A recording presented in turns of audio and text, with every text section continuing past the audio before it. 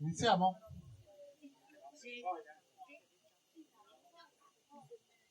Bene, buonasera, benvenuti al quinto e ultimo appuntamento della rassegna tra passato e futuro, patrimoni identitari in cammino.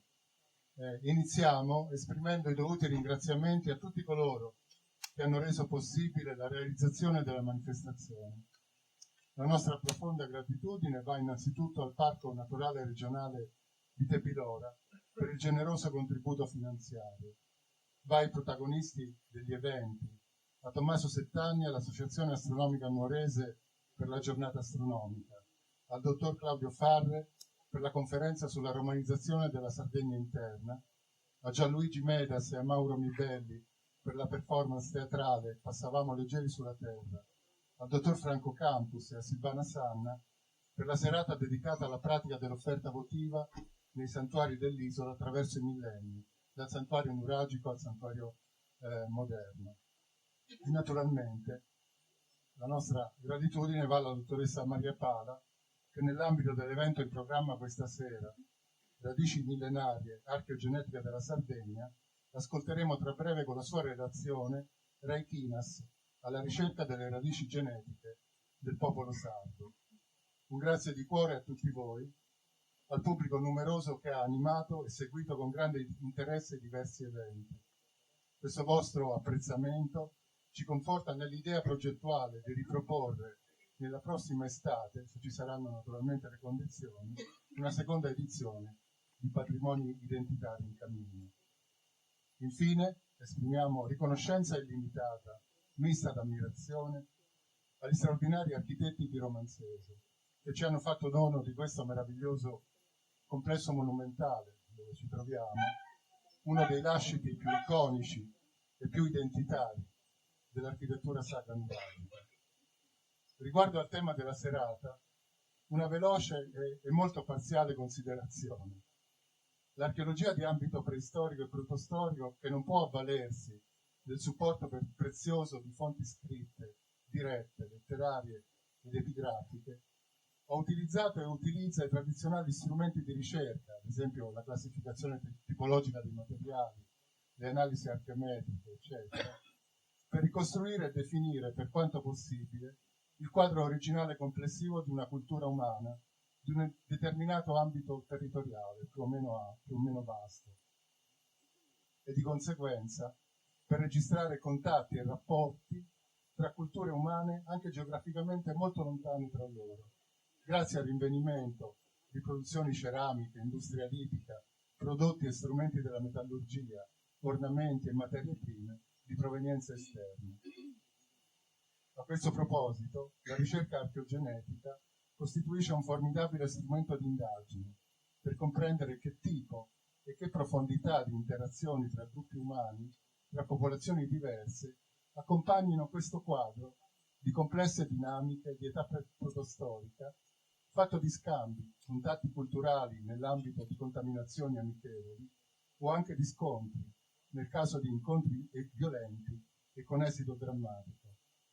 È suo compito, partendo dall'analisi del DNA dei resti umani antichi, cercare le tracce, l'eco lontana di queste vicende, così distanti nel tempo, nel patrimonio genetico delle popolazioni attuali. A guidarci in un primo viaggio all'interno di una disciplina così complessa e affascinante, e con lo sguardo volto inevitabilmente alla ricerca delle radici genetiche del popolo sardo, sarà la dottoressa Maria Pala, vittese. Ha svolto la sua attività di ricerca presso l'Istituto di Genetica Molecolare dell'Università di Pavia e successivamente, chiedo scusa per la pronuncia, all'Institute of Integrative and Comparative Biology dell'Università di Leeds. Attualmente è Senior Research Fellow presso l'Università di Huddersfield. Si occupa di archeogenetica umana, in particolare del DNA antico, ed è autrice e coautrice di numerose pubblicazioni specialistiche. A lei, autentico patrimonio identitario in cammino, in carne ed ossa, sia per il proprio patrimonio genetico personale, sia per l'importanza della sua attività di ricerca, cedo la parola, augurandole naturalmente una luminosissima carriera professionale. Se volete, al termine dell'intervento sarà possibile rivolgerle delle domande. Grazie.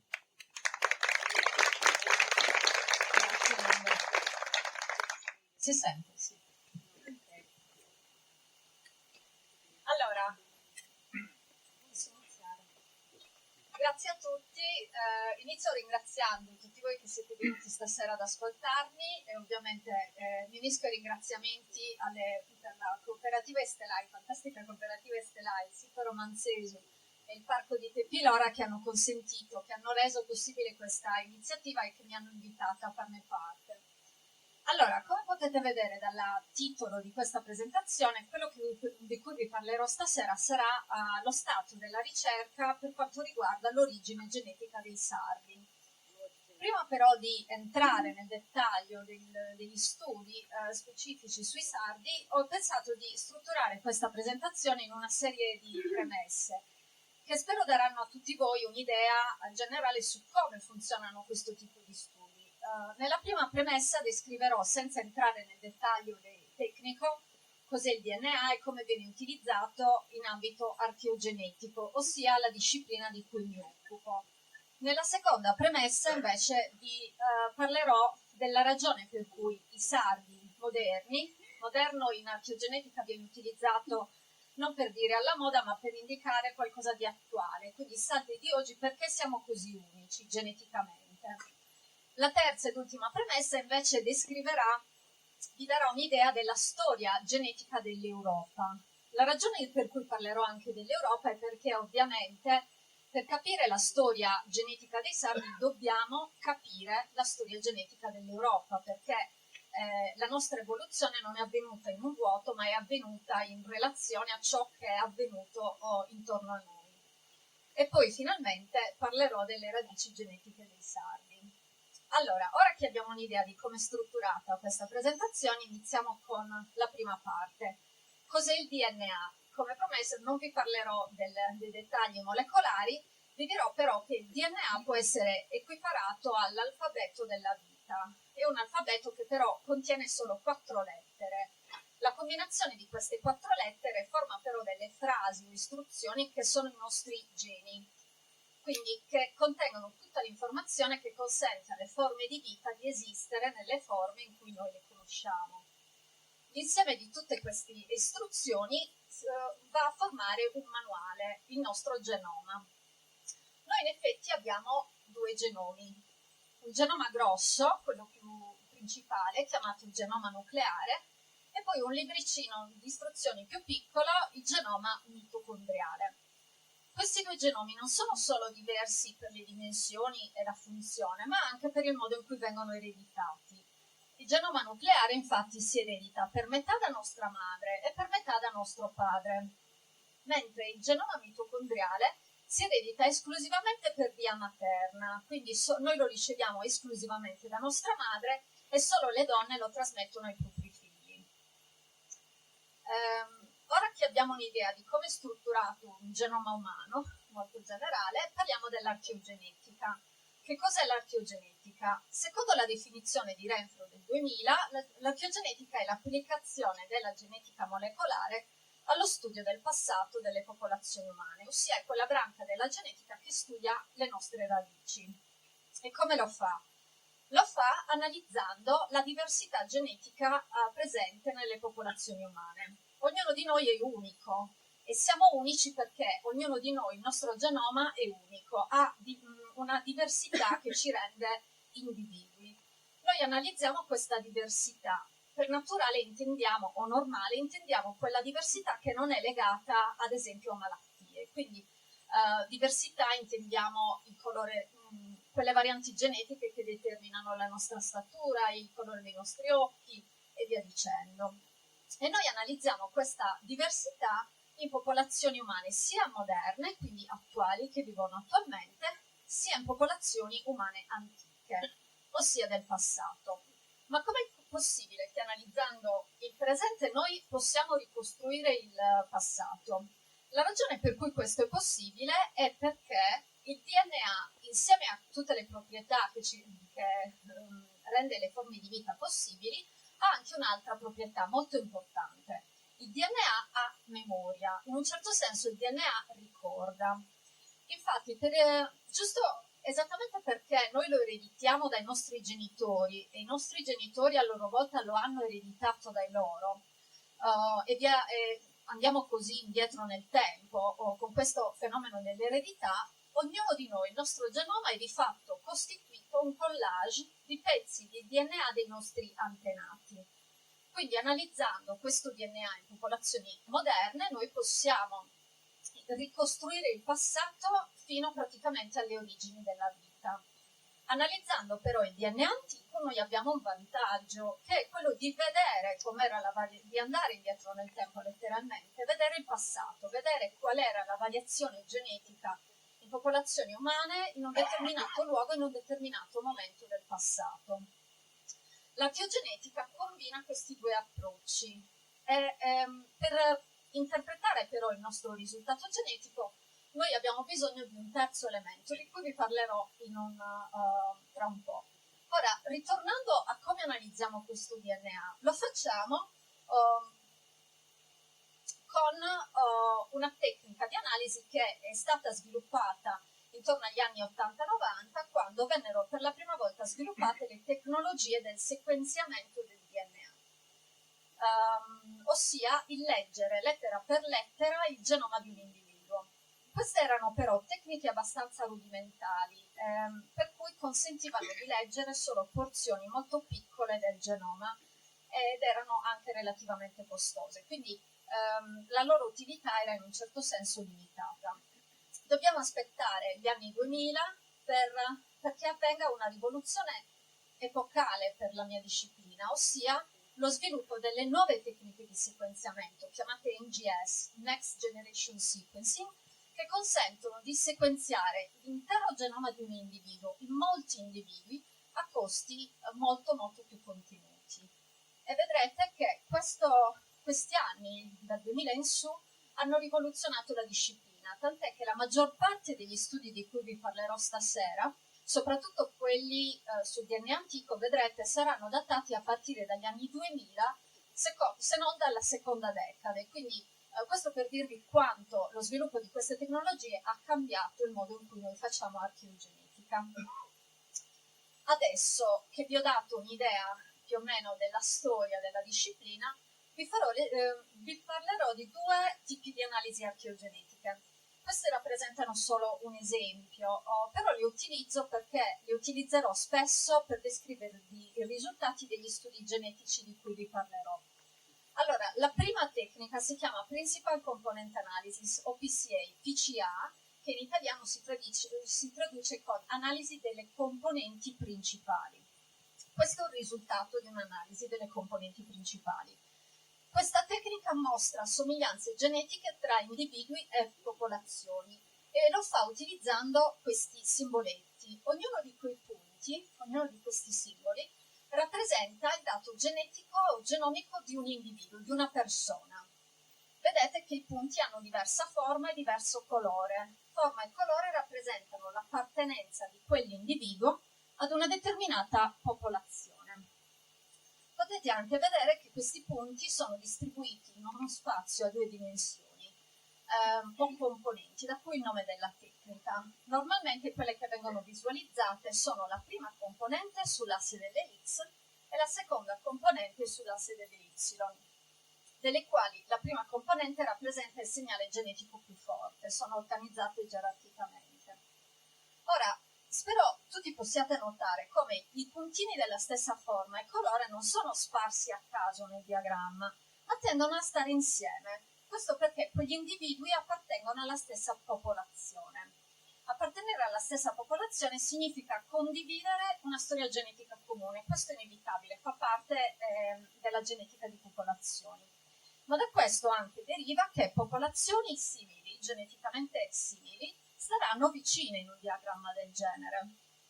Giusto per darvi un'idea di cosa stiamo guardando in questa slide, questa è un'analisi delle componenti principali fatta su popolazioni moderne, umane moderne. Qui abbiamo le popolazioni europee e qui invece abbiamo le popolazioni del Medio Oriente e del Caucaso. E come potete notare, le popolazioni europee tendono a stare insieme molto più strettamente delle popolazioni del Caucaso, che invece del Medio Oriente e Caucaso, che si allungano su questa diagonale. Si differenziano, noi diciamo, soprattutto sulla seconda componente. Questo ci dice che l'Europa è fatta di popolazioni che sono geneticamente molto simili tra di loro, rispetto soprattutto alle popolazioni del Medio Oriente e del Caucaso, che invece sono geneticamente molto più diversificate, quindi stanno più lontane. E questa è la prima tecnica. La seconda si chiama admixture o mescolamento. L'admixture è una tecnica che intende analizzare. Mescolamento non è solo il nome della tecnica, ma è anche il nome di ciò che questa tecnica intende analizzare, ossia il mescolamento genetico per mostrare radici genetiche comuni. E come lo facciamo? Lo facciamo utilizzando questo tipo di diagrammi. Questo è un risultato di un'analisi admixture, in cui vedete che i colori sono organizzati, ve le sto sottolineando, in bande orizzontali. Ognuna di quelle bande o barre rappresenta il genoma di un individuo, di una persona. Vediamo qui ad esempio che ci sono 8 individui raggruppati. Ci sono anche 3 gruppi qua. Ogni gruppo rappresenta una popolazione. In questo caso noi stiamo guardando 3 popolazioni moderne. Vediamo che ogni colore, come si interpreta questo diagramma, ogni colore rappresenta un'ipotetica popolazione ancestrale o componente. Ci piace il termine componente in questa disciplina. Qui ad esempio abbiamo 4 colori, quindi abbiamo questa popolazione, noi diciamo, si è formata in seguito al mescolamento di almeno 4 popolazioni ancestrali. Condividere un colore, in questo caso vedete l'arancione è diviso da tutte e 3 le popolazioni, significa condividere una popolazione ancestrale comune. Un'altra cosa che possiamo vedere è che gli individui della stessa popolazione tendono ad avere variazioni di colore molto simili, hanno gli stessi colori e in genere anche in proporzioni molto, molto simili. Allo stesso modo, popolazioni con storie genetiche comuni hanno pattern di colore simili. Qui possiamo vedere che le prime 2 popolazioni sono molto simili, sembrano quasi identiche. La terza popolazione invece è molto diversa, solo un colore. Giusto per darvi un'idea, la terza popolazione siamo noi, i sardi. Ora, queste tecniche ve le ho mostrate su dati moderni, quindi sono dati genetici moderni. Però oggi, grazie allo sviluppo delle nuove tecniche di sequenziamento, noi possiamo fare lo stesso tipo di analisi su campioni antichi e su popolazioni antiche. Tuttavia, per interpretare il dato genetico, noi abbiamo bisogno, come vi avevo detto, accennato, di un terzo elemento, ossia il dato archeologico. Spesso utilizziamo anche i dati linguistici, però il dato archeologico è quello a cui facciamo riferimento di più. In base al dato archeologico noi possiamo identificare eventi del passato, in particolare quello che ci interessa diciamo, osservare sono quei cambiamenti di stile di vita che sono evidenti nella cultura materiale, come ad esempio la comparsa di un nuovo tipo di ceramica, oppure la comparsa dell'agricoltura, di cui vi parlerò estensivamente stasera e via dicendo. Questi dati ci consentono anche di identificare espansioni di popolazioni e declini di popolazioni. E quindi combinando queste informazioni noi possiamo rispondere a domande come cosa è avvenuto nel passato, quando questa cosa è avvenuta e dove sia avvenuta. Il dato archeogenetico ci consente di rispondere ad un'altra domanda, la domanda del chi. Chi erano le persone coinvolte in questi cambiamenti? E noi rispondiamo a questa domanda considerando 2 modelli possibili, opposti. Uno è il modello della diffusione culturale, l'altro è il modello della diffusione edemica. Cosa sono? Per spiegarvelo, guardiamo questo diagramma. Allora, questo diagramma in teoria dovrebbe, immaginiamo, rappresenti 2 regioni geografiche distinte. Abbiamo la regione A e la regione B, che nel passato erano occupate da 2 popolazioni geneticamente diverse, distinguibili, una verde e l'altra rossa. Ora immaginiamo che in base al dato archeologico noi sappiamo che a un certo punto del tempo nella regione B sviluppano qualcosa di nuovo, iniziano a coltivare la terra e questo è visibile. In base al record archeologico sappiamo anche che dopo un determinato arco di tempo anche nella regione A iniziano a coltivare la terra. Sappiamo quindi che il movimento di questa nuova tecnologia è avvenuto dalla regione B verso la regione A. Conosciamo la direzione, però non abbiamo idea di come sia avvenuta questa trasmissione dell'idea. Secondo il modello della diffusione culturale, l'idea è che individui della regione B insegnino ad alcuni individui della regione A a coltivare la terra. E poi perché questa conoscenza è una conoscenza utile che consente di vivere meglio, di avere più cibo, di fare più figli, questa conoscenza inizia ad essere diffusa tra tutti gli individui della regione A. Quindi nel record archeologico noi vediamo un cambiamento di stile di vita avvenuto nella regione A, però non c'è stato alcun cambiamento della composizione genica. La popolazione è rimasta la stessa. E noi questo oggi possiamo verificarlo geneticamente. Se facessimo ad esempio una mixture analysis, un po' tagliato, vabbè, nella regione B vedremmo che se campionassimo individui del passato e individui del presente, vedremo che sono sempre verdi, quindi non è cambiata la composizione genetica. E lo stesso in effetti potremmo vederlo nella regione A. Quindi se vediamo una cosa del genere, la nostra conclusione è che l'arrivo dell'agricoltura nella regione A non è stato accompagnato dall'arrivo di nuove popolazioni, c'è stata esclusivamente una diffusione di tipo culturale, solo l'idea è stata insegnata e trasmessa. Secondo invece il modello della diffusione edemica, gli individui della regione B migrano nella regione A e poi perché loro hanno questa conoscenza che gli consente di vivere meglio, di nuovo avere più cibo, avere più figli, col tempo sostituiscono completamente la popolazione originale, nativa, che non ha questa conoscenza, quindi è in una situazione di svantaggio.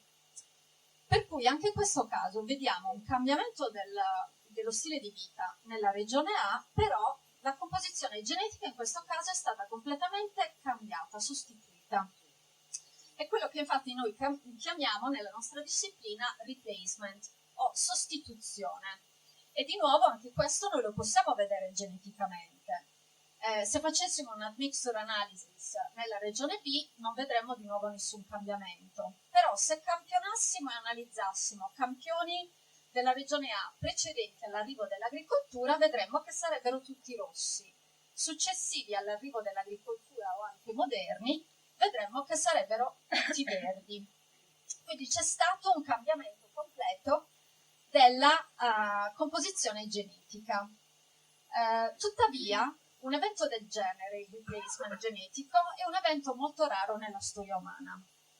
È successo raramente, solo in alcune condizioni particolari. Quello che normalmente avviene è un mescolamento, cioè individui della verdi e rossi convivono e poi col tempo si mescolano. E di nuovo questo lo possiamo vedere geneticamente. Regione B di nuovo rimane la stessa. Se campionassimo gli individui, la regione A al momento in cui avviene questo mescolamento, troveremmo una combinazione di individui o totalmente rossi o totalmente verdi. Se invece campionassimo individui presenti, attuali oppure successivi all'arrivo dell'agricoltura, vedremmo che il genoma di quegli individui sarebbe misto, metà verde e metà rosso, ce l'hanno nel loro genoma combinato. E questo è il modo in cui noi interpretiamo il dato genetico insieme al dato archeologico. Ok, ora che abbiamo fatto, questa era la prima premessa, passiamo alla seconda. Perché i sardi di oggi sono unici? Perché sono così diversi dagli altri? Allora, l'unicità genetica dei sardi è un qualcosa che è emerso molto precocemente negli studi di genetica di popolazione. Questo ad esempio è uno dei primi studi di genetica di popolazione fatto a livello europeo dal famosissimo Cavalli Sforza, Menozzi e Piazza, questo è uno studio del 94, e mostra una mappa di frequenza fatta utilizzando non DNA di sequenza, perché nel 94 il sequenziamento c'era, ma non si poteva utilizzare su un numero elevato di individui. Quindi loro utilizzavano i cosiddetti marcatori classici, quindi usano 95 e analizzano la frequenza di questi marcatori a livello geografico, e quello che osservano è che c'è un gradiente di frequenza. La frequenza tende ad essere più alta di questi marcatori nel Medio Oriente e poi decresce mano a mano che noi ci spostiamo verso l'ovest dell'Europa. Ora, vi sto mostrando questa figura perché vorrei farvi notare che c'è qualcosa che manca. La Sardegna, infatti, non c'è. Perché? Non c'è non perché non avessero un dato genetico, ma perché le frequenze di questi marcatori nella popolazione sarda erano così alte, così anomale rispetto alle aree circostanti, che se avessero incluso la Sardegna in quella figura non si sarebbero più viste nessuna delle differenze che stanno mostrando qua, perché loro erano veramente, le frequenze erano completamente sballate sostanzialmente, quindi la esclusero, però ovviamente notarono che queste frequenze erano un dato anomalo. Questa, stranezza viene poi confermata in studi successivi. Qui stiamo facendo un passo avanti nel tempo, è uno studio molto importante di John November del 2008, quindi siamo negli anni 2000. Questo è uno dei primi studi in cui si analizza il genoma umano, l'intero genoma di un numero elevato di individui in tutte le popolazioni europee.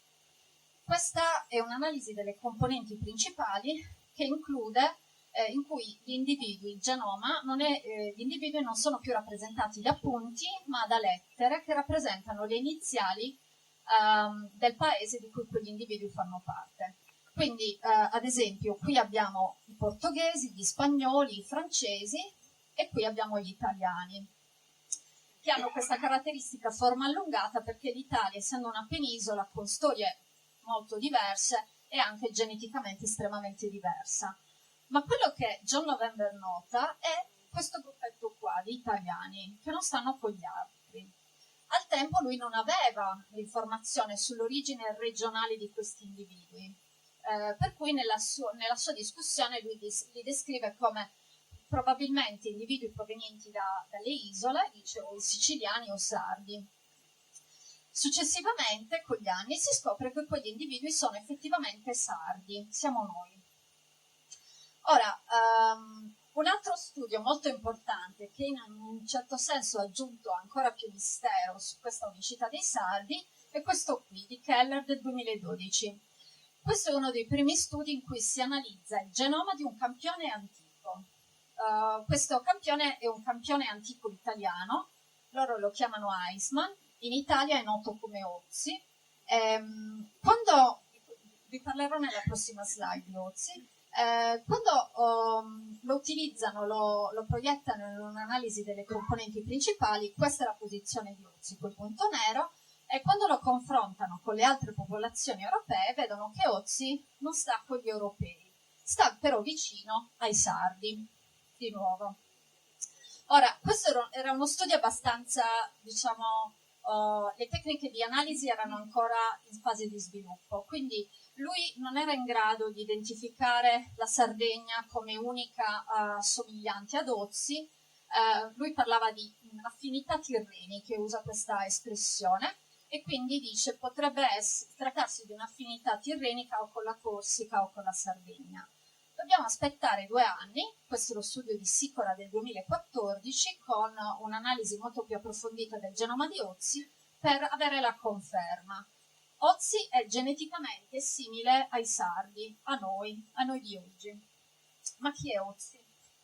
Chi è Ozzi di Eisman? Allora, Ozzi è una mummia naturale ritrovata nel 1991 sulle Alpi italiane, in Alto Adige, in seguito allo scioglimento di un ghiacciaio, da cui Eisman, l'uomo di ghiaccio, l'uomo venuto dal ghiaccio. Questo è Ozzi, come è stato trovato, e questo è Ozzi, come è stato ricostruito. Allora, di Ozzi noi sappiamo oggi tantissime cose. Sappiamo che quando è morto aveva più o meno 45 anni, sappiamo che fu una morte violenta, è stato infatti ritrovato con una punta di freccia conficcata nella spalla che ne causò la morte per dissanguamento. E questa ovviamente fu una tragedia per lui, ma devo ammettere una fortuna per il mondo scientifico, perché grazie a questa morte inusuale il suo corpo si è conservato perfettamente. E oggi abbiamo analizzato il suo genoma praticamente lettera per lettera quasi. Di lui sappiamo che aveva gli occhi castani, che il suo gruppo sanguigno era 0RH positivo, sappiamo che era intollerante al lattosio, come molti di noi probabilmente, e aveva una predisposizione alle cardiopatie. Sappiamo inoltre che la sua morte risale a 5.200 anni fa, in un periodo che in Italia, in quella zona, coincide con l'età del rame. Sappiamo inoltre da analisi isotopiche che Ötzi è nato, vissuto e morto nella stessa regione in cui è stato trovato, a pochi chilometri di distanza. Per cui la domanda a questo punto è: ma com'è che un uomo che è morto 5.200 anni fa e che non si è mai spostato dalle Alpi è simile ai sardi? Per capirlo dobbiamo vedere le radici genetiche dell'Europa. E per capire le radici genetiche dell'Europa dobbiamo innanzitutto capire la cronologia degli eventi. Non entrerò nel dettaglio, quindi diciamo che parlerò degli eventi principali. La storia genetica dell'Europa inizia 45.000 anni fa più o meno, quando l'Homo sapiens, noi, la nostra specie, arriva in Europa e si diffonde, la colonizza. Poi succedono tantissime cose durante i rimanenti migliaia di anni, ma l'altro evento estremamente importante avviene durante un altro periodo storico chiamato Neolitico, che coincide con l'arrivo dell'agricoltura sviluppata nel Medio Oriente intorno a 12.000 anni fa e si diffonde poi in Europa e nell'area mediterranea. In Sardegna, se non mi sbaglio, è arrivato più o meno 7.800 anni fa. Per darvi un'idea, questo è il momento in cui Ötzi muore sulle Alpi. Ötzi quindi muore alla fine del Neolitico, nell'età del rame. All'età del rame segue un'altra età dei metalli, l'età del bronzo. Anche questa è un periodo estremamente importante, durante il quale avvengono nuovamente grandi sconvolgimenti, sia a livello genetico, vedremo, che a livello archeologico. Si impara, infatti, si sviluppa la domesticazione del cavallo e si inventa il carro. Quindi le popolazioni iniziano a diventare molto più mobili. Poi tra il bronzo e il ferro, il Mediterraneo, c'è un'espansione enorme del commercio, associata allo sviluppo e al perfezionamento delle tecniche di navigazione. Dopodiché entriamo in quella parte della storia che probabilmente è familiare a molti di voi, quindi abbiamo le espansioni fenicie e cartaginesi, il Mediterraneo, la formazione e fondazione della Magna Grecia, la fondazione di Roma, poi sto andando molto avanti velocemente, caduta di Roma e Medioevo. Allora, la maggior parte degli eventi di cui vi parlerò è concentrata tra la fine del Paleolitico e l'età del ferro. Ora che abbiamo un'idea della cronologia, vediamo di parlare del dato genetico. Allora, l'Europa, come vi ho detto, è fatta di popolazioni occupate da popolazioni geneticamente molto simili. Noi siamo qua, siamo la Sardegna, a Banna, con Tissoro. Però, come vedete, siamo anche vicini a tutti gli altri. E questo perché tutte le popolazioni moderne dell'Europa si sono formate dalla diffusione e il mescolamento di 3 componenti genetiche ancestrali. Queste sono la componente dei cacciatori-raccoglitori o hunter-gatherers del Paleolitico, i coltivatori del Neolitico, i farmers, e poi i pastori delle steppe, chiamati Yamnaya. Vi dirò perché più in là. Questo è molto più visibile in questa analisi admixture, dove potete vedere, queste sono tutte, è una admixture analysis mettendo insieme tutti i campioni di diverse popolazioni europee moderne.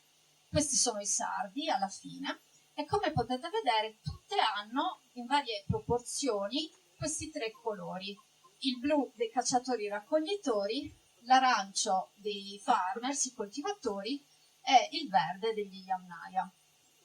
Ma com'è che tutte le popolazioni europee moderne hanno queste componenti? Ebbene, facciamo adesso un viaggio indietro nel tempo e iniziamo con il Paleolitico. Ora noi sappiamo che tutti noi abbiamo un po' di DNA paleolitico in noi e in tutte le popolazioni europee, e questo lo sappiamo perché oggi abbiamo il dato genomico di individui risalenti a questo periodo. E questa è un'analisi delle componenti principali che mostra come si distribuiscono. Se aggiungiamo le popolazioni moderne, la prima cosa che spero possiate notare è che formano due gruppi distinti. Cosa significa questo? Significa che nessuna popolazione attualmente vivente in Europa somiglia più a questi hunter-gatherers, a questi cacciatori e raccoglitori, ai primi europei. In particolare ci sovrapponiamo molto bene sulla seconda componente, però ci differenziamo sulla prima. Da questa parte c'è il segnale degli hunter-gatherers, mentre le popolazioni moderne, vedete, sono spinte dall'altro lato, da questo lato. Cosa c'è lì? Per saperlo ci dobbiamo spostare in avanti nel tempo al Neolitico. Di nuovo, noi sappiamo che tutti noi abbiamo un po' di DNA arancione neolitico nel nostro genoma. E di nuovo sappiamo che questo deriva dai coltivatori neolitici perché abbiamo accesso al DNA di questi individui. Per farveli vedere utilizzerò quest'altra analisi delle componenti principali. Qui praticamente questa è un po' diversa dalle altre perché questa è un'analisi in cui i campioni antichi rappresentati da questi simboli colorati sono sovrapposti su popolazioni moderne che sono invece rappresentate da questi punti grigi nello sfondo. Giusto per orientarvi, qui ci sono gli europei e qui ci sono le popolazioni del Medio Oriente e del Caucaso. Ritornando ai campioni antichi, questi sono gli hunter-gatherers. Qui ci sono meno punti rispetto alla slide che vi ho fatto vedere prima perché questo è uno studio del 2016, l'altro era uno studio del 2019. Quindi questo per darvi un'idea quanto il numero dei campioni aumenti di anno in anno in questo tipo di studi. I campioni del Neolitico sono questi triangolini, questi qua. Come potete vedere sono due gruppi di nuovo distinti. Cosa significa questo? Significa che l'arrivo del farming, della coltivazione e dei farmers in Europa, la diffusione dell'agricoltura è coincisa con una diffusione endemica, cioè sono arrivate nuove popolazioni che hanno portato l'agricoltura e queste popolazioni venivano da qualche altra parte. Noi sappiamo che venivano probabilmente dall'Anatolia e prima di allora dal Levante. E queste popolazioni erano geneticamente distinte e diverse rispetto a cacciatori e raccoglitori che vivevano in Europa prima di loro.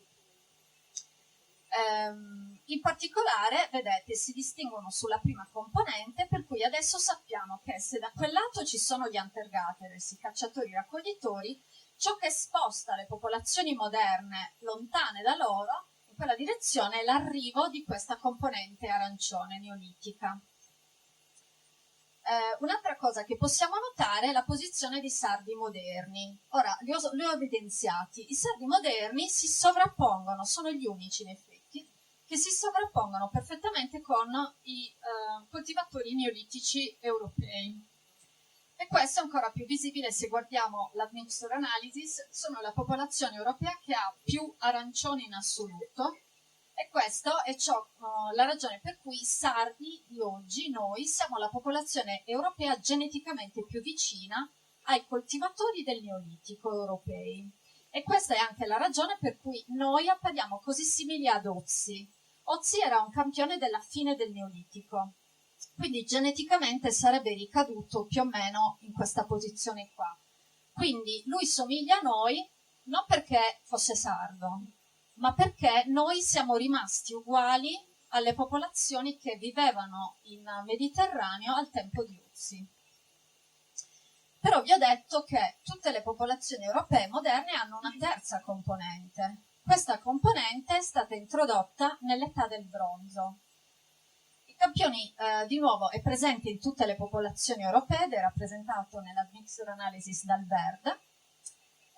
Oggi noi sappiamo che origina dal bronzo perché abbiamo il dato genetico di campioni risalenti a questo periodo e questa è la loro posizione nella mixture analysis. Scusate, nell'analisi delle componenti principali. Di nuovo, se confrontiamo questo gruppo con quelli precedenti, è un gruppo diverso. Quindi di nuovo possiamo concludere che anche l'arrivo del bronzo in Europa è stato segnato da una diffusione endemica con l'arrivo di popolazioni geneticamente diverse. Se confrontiamo le popolazioni europee dell'età del bronzo con le popolazioni europee del Neolitico, si sovrappongono relativamente bene sulla prima componente, ma si distinguono sulla seconda. In particolare appaiono spinte verso l'alto dove c'è la componente delle steppe. Ma da dove viene questa componente? Questa componente viene da queste popolazioni qua. Se funziona, da queste popolazioni qua. Questi sono gli Yamnaya, ok? Chi sono gli Yamnaya? Gli Yamnaya erano popolazioni nomadi che vivevano in quella che noi oggi consideriamo come ad esempio l'Ucraina, tra le pianure tra il Mar Nero e il Mar Caspio. Questi erano pastori nomadi che avevano domesticato il cavallo e che 5.000 anni fa più o meno iniziano ad invadere l'Europa. Cambiano completamente la storia genetica degli europei, non solo, ma introducono anche innovazioni ovviamente. In Europa centrale l'arrivo della loro componente genetica e il loro mescolamento è associato alla diffusione di un particolare tipo di ceramica, che qui è rappresentato da questa colorazione grigia, la cosiddetta ceramica cordata o corded ware. Mentre in area mediterranea, in Europa occidentale, l'arrivo della componente Yamnaya avviene tra popolazioni che utilizzano un altro tipo di ceramica chiamata campaniforme o belvicher, che qui è rappresentata dal colore, dal colore giallo. Ve lo sto facendo vedere perché, vedete, c'è giallo anche in Sardegna. Però il fenomeno campaniforme è un fenomeno molto anomalo, se non archeologicamente, ma credo lo sia anche archeologicamente, sicuramente dal punto di vista genetico. Ve ne parlerò più in là. Ora, ritornando al bronzo e ai sardi moderni, i sardi moderni ovviamente stanno sempre lì. Quindi i sardi moderni, potete vedere, non hanno niente a che fare con le popolazioni del bronzo europeo. E questo di nuovo diventa molto più visibile nella mixture analysis. Non hanno quasi per niente verde, ne hanno pochissimo. I sardi infatti sono tra gli europei la popolazione con meno verde in assoluto. Noi non abbiamo quasi ricevuto per niente questa componente genetica, a differenza di tutti gli altri europei. Ma perché? Andiamo a vedere le radici genetiche dei sardi. Finora cosa abbiamo imparato? Abbiamo imparato che i sardi sono la popolazione europea moderna geneticamente più vicina ai coltivatori farmers neolitici e geneticamente più lontana dai pastori nomadi delle steppe, gli Yamnaya. Ma cosa sappiamo dei sardi del passato? Ebbene, fino a poco tempo fa non sapevamo quasi niente, ma nel 2020 ci sono stati 2 studi molto importanti che hanno pubblicato un numero molto elevato di campioni sardi di diversi periodi storici. Uno è stato lo studio di Marcus del 2020, che ha analizzato 70 individui da 21 siti archeologici che datavano dal Neolitico medio al Medioevo, e questa è la loro distribuzione in Sardegna. È stato uno studio enorme. Nello stesso anno ci fu lo studio poi di Fernandez, sempre del 2020, che analizzò campioni del Mediterraneo occidentale, tra cui anche in Sardegna, 35 individui da 9 siti archeologici, di nuovo che datavano dal Neolitico medio al Medioevo. E cosa trovano in questo studio? Iniziamo con i risultati dello studio di Marcus. Questa è un'analisi di nuovo delle componenti principali, in cui i campioni antichi sono rappresentati dai puntini colorati trasparenti.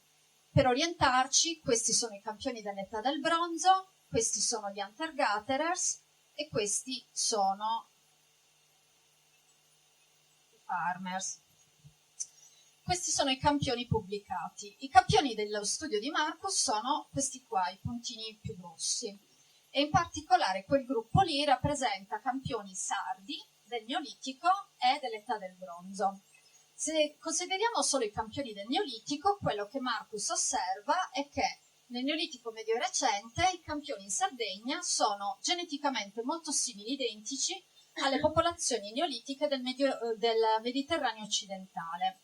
Le analisi genetiche più, accurate dimostrano anche particolare affinità genetica, in particolare con il sud della Francia e la penisola iberica.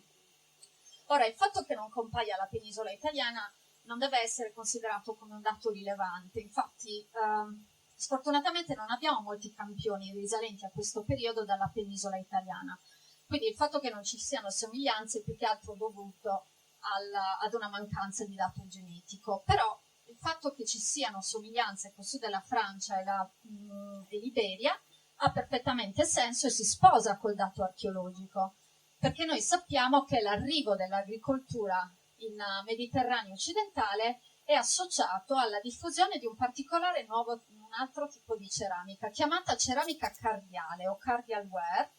Questa è una mappa che ne mostra la distribuzione ed è rappresentata da questo colore rosa intenso.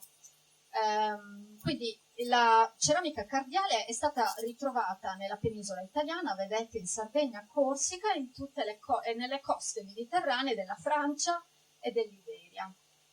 Quindi il fatto che ci siano affinità genetiche con queste aree del Neolitico ha perfettamente senso, perché probabilmente le popolazioni neolitiche arrivate in Sardegna venivano dalle coste settentrionali del Mediterraneo. Nello studio di Fernandez loro confermano i risultati di Marcus, quindi le popolazioni neolitiche sarde sono simili a quelle del bacino mediterraneo, sono molto omogenee, vedete i colori sono molto simili tra i vari individui, però in Fernandez loro identificano e si concentrano su campioni anomali, quelli che loro chiamano outliers, e nel gruppo dei neolitici loro trovano questo campione qua, il 15.940, perché è un campione strano. Come potete vedere ha dei colori molto anomali, il profilo è molto diverso rispetto agli altri sardi. E questa sua diversità è ancora più visibile se andiamo a guardare l'analisi delle componenti principali. Questi sono i campioni sardi e questo è il 15.940. È completamente da un'altra parte. Perché lì? Perché questo campione non è sardo, questo campione viene da fuori e in particolare questo campione ha delle affinità col Nord Africa. Però è un campione che è stato ritrovato in Sardegna, è stato ritrovato nella necropoli di Angelululi, vicino ad Alghero, in un contesto campaniforme del diche, data più o meno 4.400-4.300 anni fa, e ha questa componente africana. È un individuo misto, però chiaramente ha legami col Nord Africa. Ma non solo, questo non è un ritrovamento unico, è unico in Sardegna ma non unico nel Mediterraneo. Infatti, in un altro studio avevano ritrovato un altro individuo, questo in un sito nel sud della Spagna, sempre contesto campaniforme del Piker, e cronologicamente praticamente contemporaneo all'individuo sardo. Anche questo era un individuo legato al Nord Africa. E questo è di nuovo un qualcosa che noi possiamo spiegare archeologicamente o ricollegare al dato archeologico. Allora, noi sappiamo che il campaniforme, la ceramica campaniforme, è iniziata ad apparire in Sardegna più o meno 4.500 anni fa. Il campaniforme però è un fenomeno europeo. Infatti la ceramica campaniforme viene ritrovata più o meno in tutta l'Europa, questa è la distribuzione, il grigio rappresenta dove sono i ritrovamenti, però l'anomalia di questa ceramica è che è ritrovata a macchia di leopardo.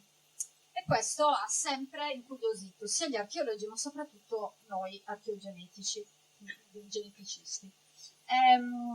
Oggi abbiamo il dato genetico di molti individui associati a questa ceramica e quello che è emerso è che sono molto diversi tra di loro, al punto che oggi noi riteniamo che la diffusione di questa ceramica in Europa sia avvenuta con un misto di diffusione culturale e diffusione di tipo endemico. E nelle fasi, diciamo, finali, la diffusione endemica è stata accompagnata con l'arrivo della componente Yamnaya, ma non in Sardegna. Ora, possiamo anche vedere che questa ceramica è presente in Marocco, non è soltanto presente in Europa, ma anche in Marocco. Per cui il ritrovamento di un campione chiaramente con origini nordafricane in Sardegna e un altro molto simile in penisola iberica ha fatto ipotizzare agli autori che durante il rame, quindi molto prima di quanto non avessimo mai immaginato per queste connessioni nordafricane, ci fosse un movimento di persone dal Nord Africa al Mediterraneo settentrionale, quindi l'Iberia e la Sardegna. E noi abbiamo un individuo che rappresenta questo movimento. È un maschio, tra parentesi. Ora, ritornando all'analisi delle componenti principali di Marcus, vi ho detto che in questo gruppo non ci sono solo campioni del Neolitico, ma ci sono anche i campioni dell'età del bronzo, i nuragici, le persone che hanno fatto questo posto, che hanno costruito Romanzeso. Sono tutte lì, geneticamente sono rappresentate da quel gruppo lì. E come potete vedere, i nuragici sono uguali ai neolitici, ai farmers. E questo è un qualcosa di unico in Europa, perché tutti gli altri campioni del bronzo in Europa nel frattempo si sono spostati lì, perché hanno ricevuto la componente Yamnaya. Quindi gli autori concludono che nel bronzo, in Sardegna, a differenza del resto dell'Europa, la componente Yamnaya non arriva. C'è continuità genetica, la composizione genetica rimane la stessa. E da questo ovviamente possiamo dedurre, se mai ci fosse bisogno di avere la conferma, che la cultura nuragica è una cultura autenticamente sarda, perché non è arrivato nessuno in quel periodo.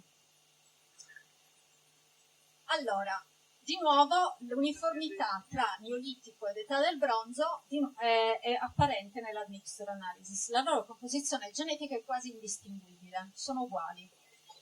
Però in Fernandez di nuovo loro si concentrano su outliers, quindi trovano un altro outlier, che è questo qua, il 10.365. Questo, a differenza del primo, che era un campione non sardo, era un individuo proveniente da fuori, questo è un individuo misto, già misto, è un individuo che ha DNA sardo misto a qualcos'altro. E per spiegare l'origine di questo qualcos'altro, loro si concentrano su questa componente rossa, che loro chiamano componente orientale. Questo è un individuo che è stato ritrovato a Seulo in un contesto nuragico, quindi l'attribuzione non è discutibile, è stato datato a più o meno 3600 anni fa, ma è un individuo misto che ha ricevuto geni da qualche altra parte, non dalla Sardegna. Loro parlano, come detto, di una componente orientale, che però non sono in grado di identificare in termini di origine. Loro parlano di possibili influenze vicenee, oppure della Giordania, o addirittura anche più vicine, in contesto del Beaker italiano. Però, di nuovo, cerchiamo di interpretare questo dato guardando al dato archeologico. Allora, il dato archeologico contrasta col dato genetico, perché il dato genetico ci dice isolamento, il dato archeologico ci dice connessione. La Sardegna si trovava durante il bronzo al centro di una rete commerciale vivacissima. La Sardegna importava metalli da tutto il Mediterraneo, in particolare lingotti di rame chiamati oxide ingots dall'isola di Cipro, ma importava anche ceramiche dalla Grecia e ambra dal Baltico. L'ambra è stata ritrovata anche qua. Esportava anche ceramiche nuragiche, sono state ritrovate nella penisola italiana, Creta e Cipro, e si ipotizza anche ci siano state esportazioni di metalli con ritrovamenti a Cipro e un po' più dubbi anche in Scandinavia e in Germania. Quindi potenzialmente connessioni estremamente ampie. Queste connessioni però, come potete vedere, sembrano essere molto più strette con il Mediterraneo orientale e l'Egeo. Per cui in questo contesto ritrovare un individuo che geneticamente ha influenze orientali in ambito nuragico ha senso.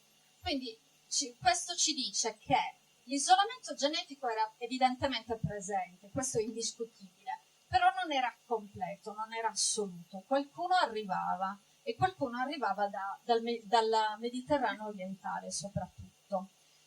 Quindi questo campione si spiega. L'assenza della componente Yamnaya, no, ancora non ce la spieghiamo.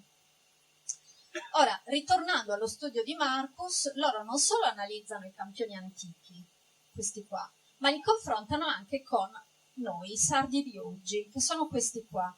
Questi derivano da uno studio di Sidore del 2015 in cui è stato pubblicato il dato genetico dell'intero genoma di 2120 individui da tutte le province della Sardegna, praticamente il bisunus tutto. Come potete vedere, i due gruppi sono distinguibili, si sovrappongono ma non completamente. Noi, i sardi di oggi, non siamo più come i sardi che hanno fondato Romanzeso e quelli del Neolitico. Siamo cambiati. In particolare sembra che ci siamo spostati verso l'alto. Come mai? Per capirlo dobbiamo andare a vedere la composizione genetica dei campioni successivi al periodo nuragico, quindi quelli a partire dal ferro in su. E questi sono questi qua. Ho sottolineato l'area in cui si distribuiscono. Spero possiate vedere come questi campioni, rappresentati da questi puntini colorati, le palline, a differenza dei gruppi che abbiamo osservato finora, che tendevano ad essere molto raggruppati strettamente, questi sono tutti sparpagliati. Cosa ci dice questo? Ci dice che i sardi dell'età del ferro al Medioevo sono geneticamente estremamente diversi, non solo dai sardi originali, quelli del Neolitico e dei nuragici, ma anche tra di loro, sono molto diversi. E questo è ancora più visibile nell'analisi admixture. Come potete vedere, i colori che c'erano prima magari ci sono ancora, ma in quantità molto differenti. E poi ci sono nuovi colori. Gli autori infatti dicono che a partire dall'età del ferro arrivano in Sardegna diverse nuove componenti genetiche. In particolare loro identificano una componente orientale rossa, quella che si era osservata in quel singolo individuo anche durante il nuragico, qui arriva molto di più. Poi abbiamo finalmente la componente Yamnaya, che qui è colorata in arancio, e poi loro identificano anche una componente nordafricana, che è questo colore per vinca lilla. Si vede qui molto poco, si vedrà molto meglio nella prossima slide.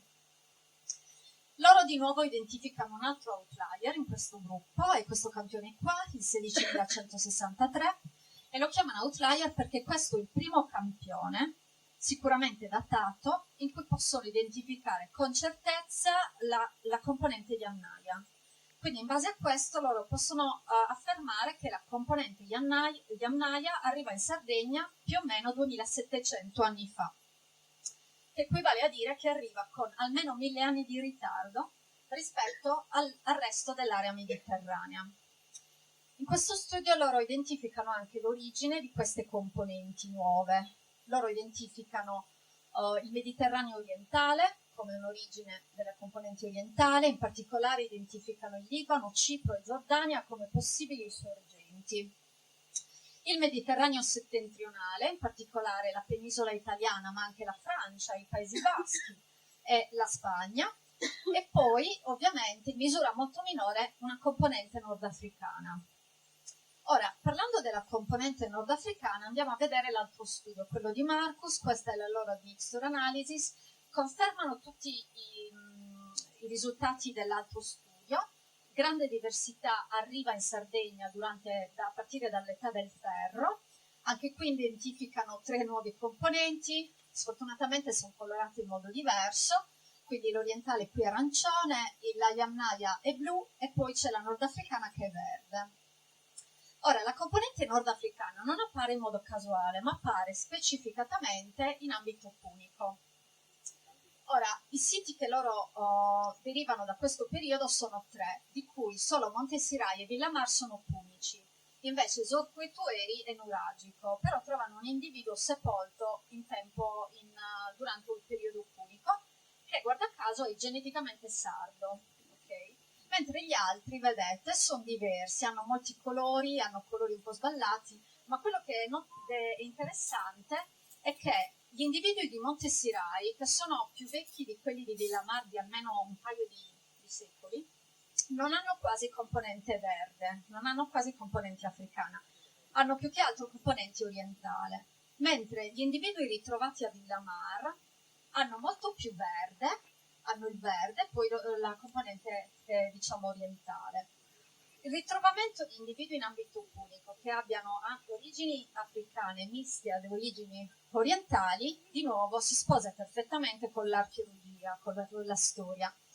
Cartagine, da cui originano questi individui, era infatti una colonia fenicia. I fenici originano dal Libano, fondano Cartagine in Tunisia e poi sono quelli che praticamente hanno dato inizio all'esplosione del commercio nel Mediterraneo. Fondano numerose colonie, tra le quali molte in Sardegna.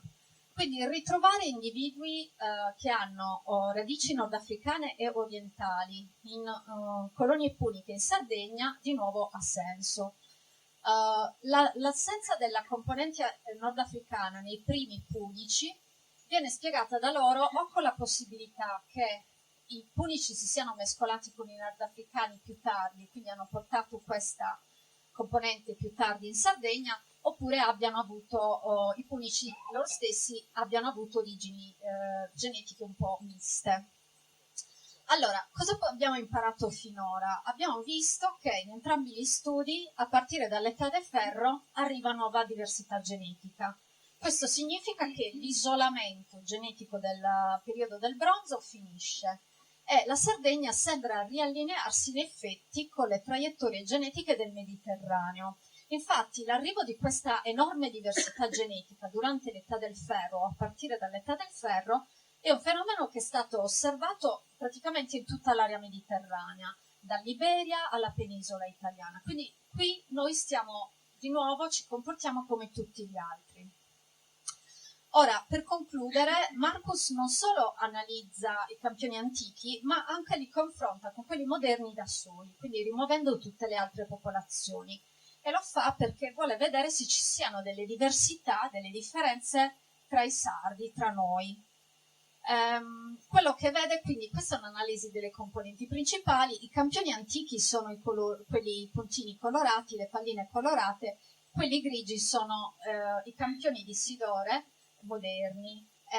Gli iniziali sono la provincia di cui fanno parte. Quello che emerge da questo confronto è che tutte le province sarde più o meno hanno affinità con i sardi del Neolitico e del bronzo e un po' meno con quelli del ferro, ma questo è più che altro dovuto al fatto che molti di quei campioni erano stranieri, erano individui provenienti da fuori.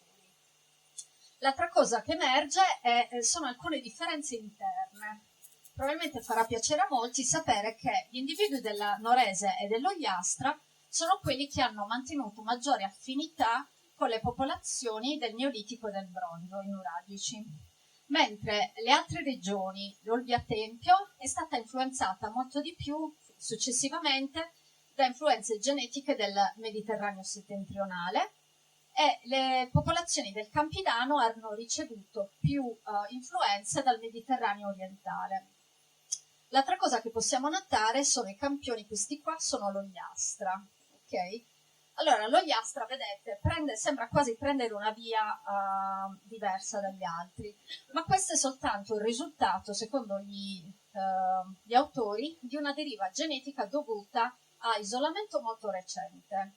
Quindi loro non sono geneticamente diversi dal resto della Sardegna, è solo che con l'isolamento hanno diciamo, preso una strada genetica un po' differente, ma la loro composizione è uguale a noi.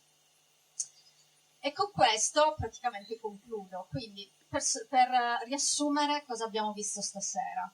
Abbiamo visto che la storia genetica della Sardegna praticamente inizia nel Neolitico, quando i primi coltivatori arrivano in Sardegna, la colonizzano e la popolano. Questi individui provengono probabilmente dal Mediterraneo occidentale. Durante la fine del Neolitico, durante l'età del rame, ci sono però stati contatti genetici, o almeno sono arrivati individui dal Nord Africa, e buona parte della nostra variazione genetica attuale deriva da quelle popolazioni lì. Durante il bronzo è quando avviene qualcosa, o meglio, qualcosa non avviene, c'è un qualcosa che manca in Sardegna rispetto al resto dell'Europa. Infatti la composizione genetica dei sardi, a differenza del resto dell'Europa, non cambia, perché non arriva la componente di amnaia e ancora non sappiamo il perché. Sappiamo che la Sardegna era infatti collegata commercialmente molto intensamente col Mediterraneo orientale, ma sembra che questo non coincida con un mescolamento di persone, a parte quegli individui che loro ritrovano mescolato. Quindi abbiamo un isolamento genetico quasi completo oppure limitato flusso genico. Durante l'età del ferro è quando noi praticamente ci ricolleghiamo, è come se ci riconnettessimo con il resto del Mediterraneo, geneticamente ovviamente. Fine dell'isolamento genetico, arrivo di nuove componenti genetiche provenienti da diverse parti del Mediterraneo, similmente a quanto avviene nel resto del Mediterraneo, e quello che si ipotizza è che l'arrivo di queste nuove componenti abbia in effetti dato l'ultimo tocco all'evoluzione del nostro patrimonio genetico fino al raggiungimento della composizione attuale. E con questo ho finito, grazie mille per l'attenzione.